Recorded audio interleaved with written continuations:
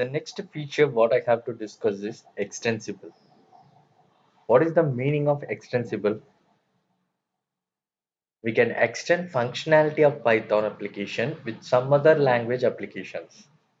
What it means, we have some Java program or some C program. Is that can we use that in Python? Yes, we can use other language programs in Python. You may ask what is the need? It is very simple. Assume that I want to develop a Python application. In that application, I need some functionality. Example, I need XYZ functionality. And already in Java code, that functionality is there. It is a non-Python code.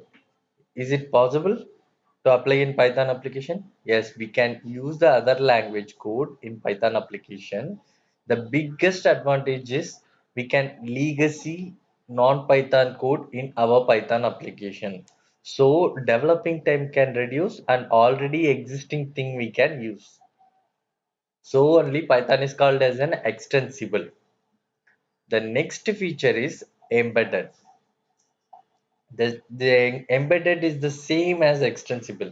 We can embed the Python code in other language also.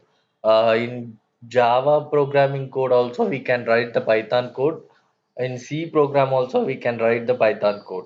The advantage of embedded is the scope of the Python code will be improved. And last feature is extensive library.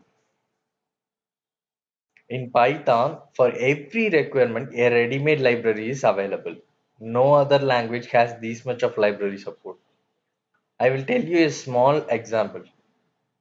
Do you know OTP, one-time password, bank application process, and bank-related process? We need OTP, right? Now we write a program Python in a Python program to generate six-digit OTP. It is my requirement. Okay, if I can ask C or Java programmer, they will say it may take minimum 10 minutes. It is a big code need to write. But if we ask a Python programmer, just 1 minute is enough, and two or three line of code is enough. Because to generate random numbers, already one library is available that is called a random library. This library contains a randint function. If you provide from 0 to 9, it is the responsible to provide random numbers. So import this library and call randint function, automatically a random digit we are going to get. But our requirement is 6-digit OTP, right? Call this function 6 times, automatically 6-digit OTP will come. I will show you now. This is the code. From a random library, I am importing the randint function and printing the randint 0 to 9 number. Okay, let us check the output.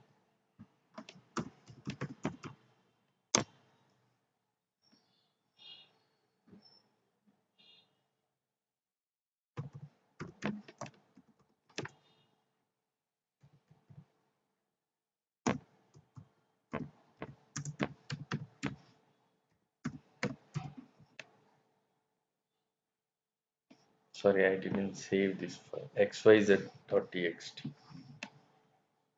I need to save this file as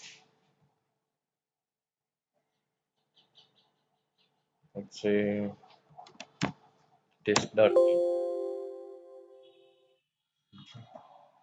Now let's run this. It is showing 1 this time.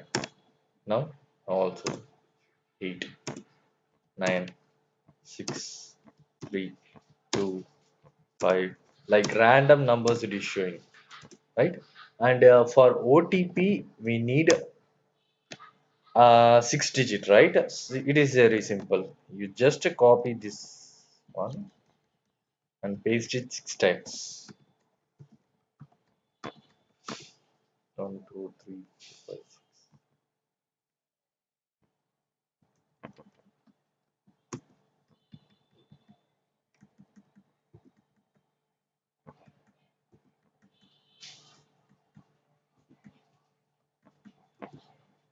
Okay, now let's check the 6-digit. It is also random number, not the same thing, right? Now, it is showing 6 digits, right? Now immediately you may ask how to remove the space in between the numbers.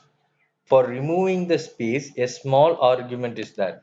That is, at last mention SCP equal to single quotation, like comma SCP equal to this one, and save it. Now run it.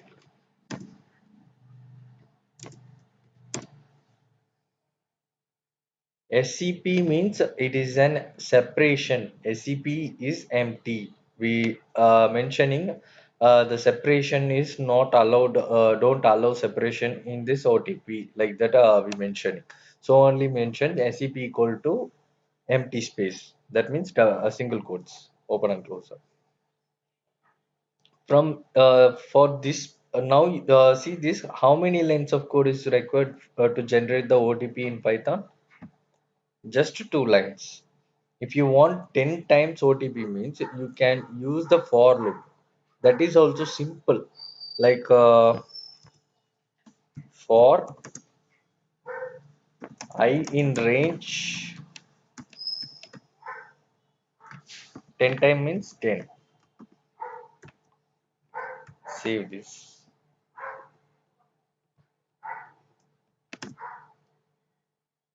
Um,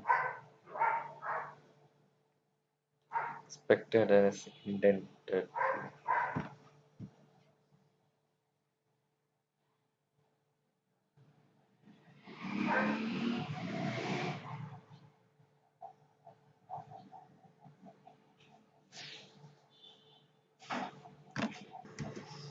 Here it need to be give a space. If we start and loop or def, we need to mention some space because this will work inside this for loop.